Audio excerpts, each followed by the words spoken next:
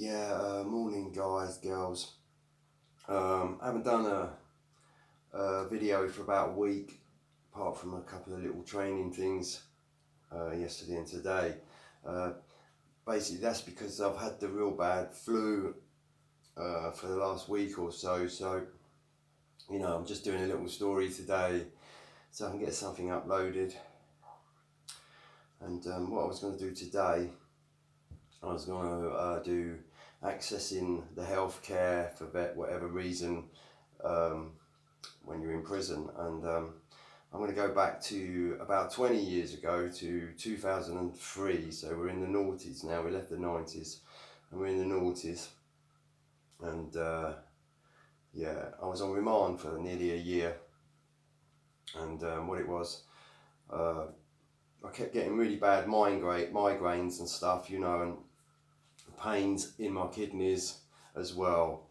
It was keeping me awake all night. The lights in the cell that you get, the artificial lights, they wasn't helping, and you get the screws always coming around, doing the head counts in the night, throughout the night, waking you up, putting the light on, putting the night light on and leaving it on and all that sort of stuff,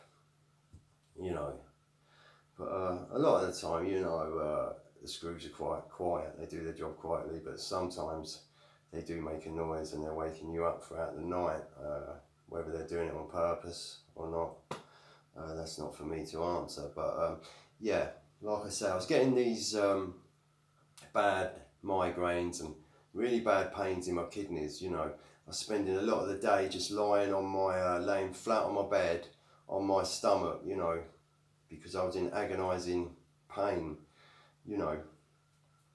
and what I did, I had to go and access the healthcare, because I'd been noticing that I was passing blood and stuff like that, my urine was pink, so I went down to the healthcare, as you do, to put an app in for that in the morning, at the desk where you get a little app, a little bit of paper, put down you want to go to the healthcare to see the doctor, and then possibly by the next day you go down to the healthcare for your appointment. So I went down there, and told them about what was going on, and told the doctors, and they took a urine sample off me, and then they said they'd get back to me.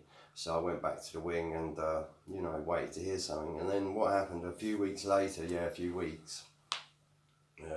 they told me that there was blood in my water, in my urine. So, they arranged for outside hospital for me to go out of the prison to Epsom Hospital, I think it was, to have a test for kidney stones. Basically, what they wanted to do at the hospital was inject me with this dye stuff, throughout my body, and then have some kind of x-ray or something to see if these kidney stones would show up. So a few weeks go by, and then in the morning, early one morning after courts, about 9 o'clock, after the courts had gone, Screws come and got me and took me down reception, and said to me, you're going to outside hospital, no warning the night before. They just come and tell me in the morning. For security reasons, they don't actually tell you, and so basically, I'm going through reception and that, and these two screws, I'm getting ready, are being searched at reception to go to this hospital for this appointment, and I'll be going in a taxi with two screws, and I remember the screws saying to me, have you seen this? Talking about, like you've got a pinky brown coloured security file, that the security screws keep on you, and they said to me, have you seen this? And I said, no. And I looked at it, and it was all about concealing weapons, and,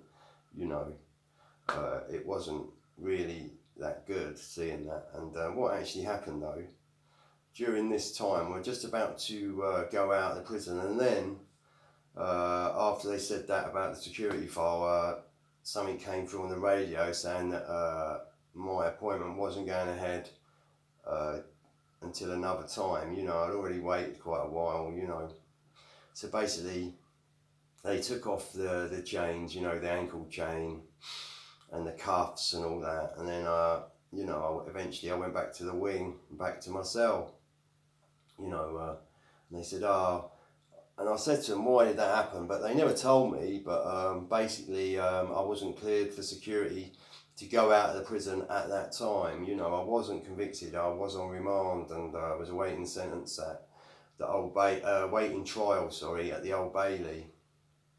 And like I say, I've gone back to the cell. You know, and then the months had gone by, and then I didn't hear nothing again. But what happened was I did actually go to court, and the witnesses were not turning up at court, so there was no case to answer to in the end. So basically, I got out, you know. But one thing I will say is, a couple of months before I actually got out, I think I was in there for about 9-10 months on remand for that.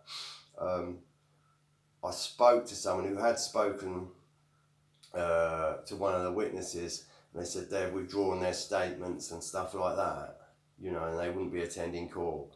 You know, I had this officially, somebody told me this, somebody that knew the witnesses, and I did approach them and said, you know, why am I still here if there's no case to answer for? But what I found out later was, unbeknown to me, they were just trying to get me to plead guilty to the offence for this GBH Section 18. They were trying to get me to plead guilty and take some sort of a deal, so I'd end up with 7-year sentence.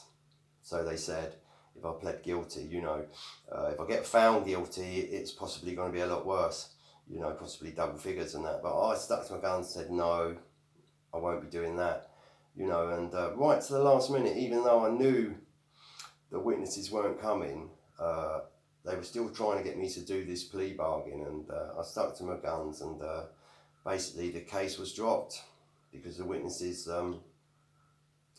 weren't coming to court. But like I say, I knew this 2 months before, but they still kept me in, you know, like a lie down really, I suppose, a lie down in highdown, we used to call it, you know. But yeah, so that's just a little story there, guys. You know, like I say, it's not one of my best ones. Possibly, you know, I have been ill with the old flu and that, and it is starting to ease off a little bit now. So yeah, I'll try and get something else uploaded, possibly next week, guys. And yeah, just want to say, like, have a good weekend. It's Friday tomorrow, and I'll speak to you all soon. Thanks a lot, guys. Cheers.